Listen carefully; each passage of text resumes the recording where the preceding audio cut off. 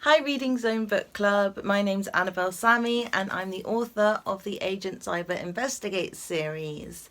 So this series is about Zaiba, whose dream is to be the best detective secret agent in the world. In the first book, she's at her cousin's Mendy party at the Royal Star Hotel. And there's a celebrity staying there at the same time, and the celebrity has a little dog called Roberto. And Roberto has a very, very expensive diamond collar, but Roberto goes missing and the collar is stolen. So it's up to Zaiba and her best friend Poppy and her little brother Ali to solve the case. So that's the first book. In the second book, Zaiba is at her school's summer fete, and this book is just coming out this week. So again, Poppy and Ali help her to figure out who poisoned a cupcake at the summer fete baking competition. I thought I would share with you some of my top tips for writing a mystery detective story. So my first top tip is planning and plotting your story. You want to make sure that you have a clear beginning, a build-up, a climax, and then the ending resolution. The resolution should involve a reveal, which is when the detective gathers everyone in a room along with the suspects and reveals the criminal and how they did it. And it's very satisfying because then the reader gets to figure out whether they figured it out properly. So planning and plotting is really, really important. You could do that with the story mountain, where you have your beginning, the build up, the peak, and then the end. Or you could figure out another way of planning your stories that works for you. I know some people like to do mind maps or boxes with different sections and chapters, and you can figure out a very inventive way to plan your story. Then the second thing that I do is I work backwards. So sometimes I will think of the end of the story and the reveal, so when the detective reveals how the crime was committed. And then I'll go backwards through the story, plotting little clues throughout.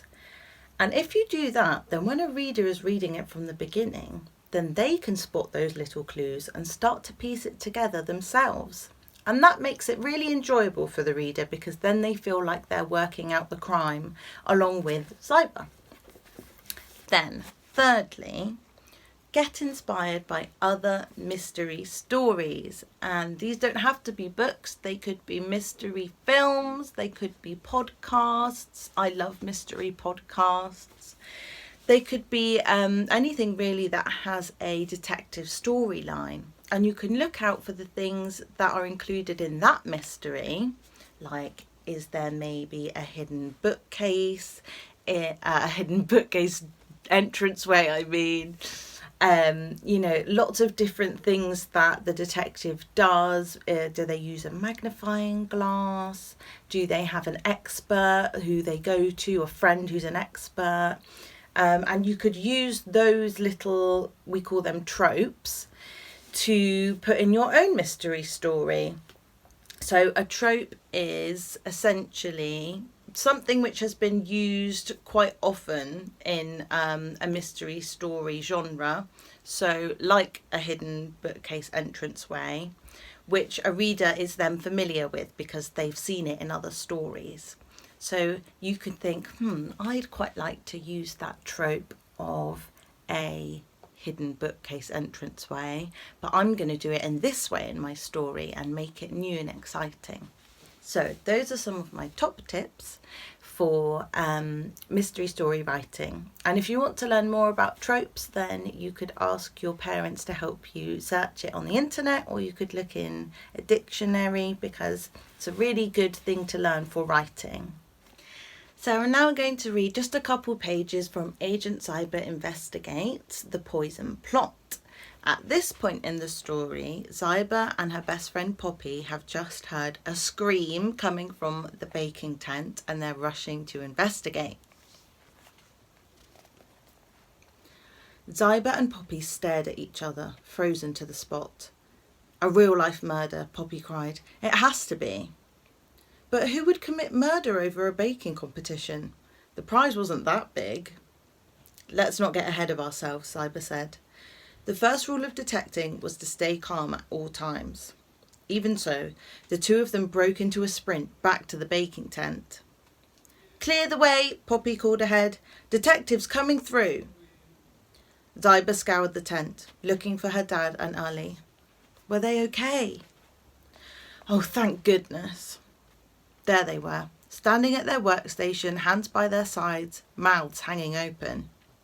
They were staring at something, and as Zaiba followed their eye line, she saw someone on the stage clutching their throat, a cupcake in their hand, with one huge bite taken out of it.